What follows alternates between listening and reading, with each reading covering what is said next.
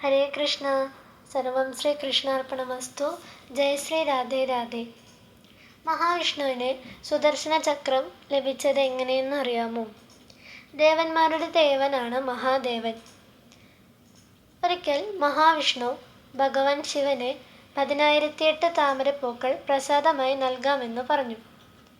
ലോകം മുഴുവൻ താമരപ്പൂക്കൾക്ക് വേണ്ടി തിരഞ്ഞു നടന്ന മഹാവിഷ്ണുവിന് 10,007 താമരപ്പൂക്കൾ മാത്രമേ ലഭിച്ചുള്ളൂ.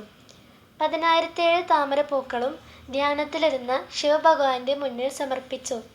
ഭഗവാൻ ശിവൻ ചെറുതായിട്ടൊന്ന് പുഞ്ചിരിക്കുക മാത്രമേ ചെയ്തുള്ളൂ. മഹാവിഷ്ണുവിന് മറ്റൊരു പേരുകൂടിയുണ്ട്, കമലനേത്രൻ. ഏതൊരു താമരയേക്കാളും മനോഹരമായ നേത്രങ്ങളുള്ള മഹാവിഷ്ണു 10,008 താമരയായിട്ട് തൻ്റെ ഒരു കണ്ണ് ഭഗവാന് സമർപ്പിച്ചു. ഈ ഒരു കാര്യത്തിൽ സംപ്രീതനായ മഹാദേവൻ കണ്ണ് തിരികെ മഹാവിഷ്ണുവിന് നൽകുകയും മഹാവിഷ്ണുവിൻ്റെ ആയുധമായ സുദർശന ചക്രം ഭഗവാന് സമ്മാനമായി നൽകുകയും ചെയ്തു.